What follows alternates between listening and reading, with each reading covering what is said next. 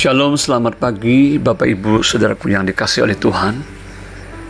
Pagi ini kita bersama-sama akan merenungkan satu bagian firman Tuhan dengan judul Segala Kemuliaan Hanya Bagi Tuhan, terambil dari kitab Mazmur 29 ayat 2. Demikian bunyi firman Tuhan: berilah kepada Tuhan kemuliaan namanya, sujudlah kepada Tuhan dengan berhiaskan kekudusan. Saudara, seruan dari Daud untuk memberikan kepada Tuhan kemuliaan namanya dan sujud kepadanya dengan berhiaskan kekudusan menunjukkan suatu kesadaran akan keagungan Tuhan dan sikap tunduk dan hormat kepada Tuhan yang penuh dengan kemuliaan dan kuasa. Di dalam Mazmur 29 ini, kata Tuhan atau Yahweh disebutkan secara berulang-ulang sebanyak 18 kali. Tentu saja maksud dari pemazmur adalah agar pembacanya dibawa kepada kesadaran betapa mulia, dahsyat, dan berkuasanya Tuhan itu atas alam semesta ini dan juga atas manusia ciptaannya. Tuhan itu maha mulia dan maha kuasa. Kemuliaan dan kekuasaannya tidak dipengaruhi oleh manusia yang mau tunduk ataupun memberontak kepadanya. Walaupun ada orang yang tidak mau percaya dan tidak mau hormat kepadanya, Tuhan tetaplah mulia dan agung, karena Tuhan itu mulia dan agung adanya sesuai dengan naturnya.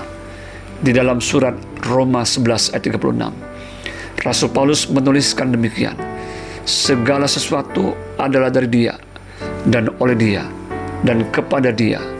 Bagi Dialah kemuliaan sampai selama-lamanya.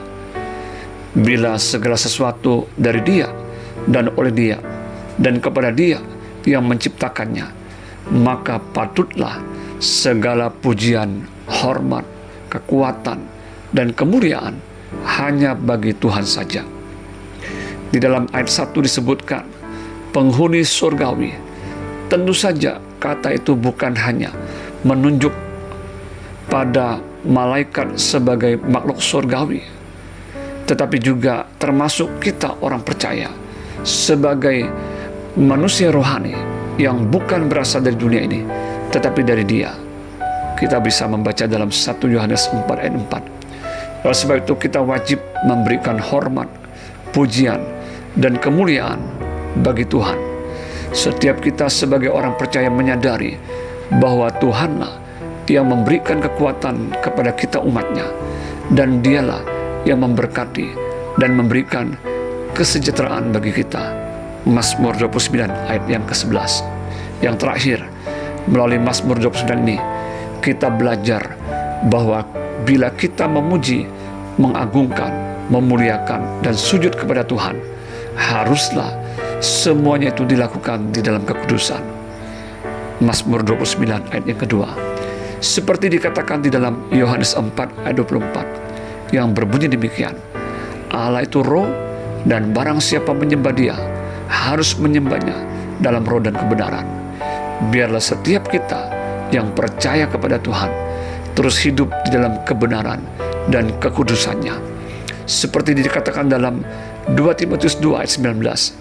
Tetapi dasar yang diletakkan Allah itu teguh, dan meterainya ialah Tuhan mengenal siapa kepunyaannya, dan setiap orang yang menyebutkan nama Tuhan hendaklah meninggalkan kejahatan. Selamat pagi, selamat beraktivitas, selamat memuliakan Tuhan.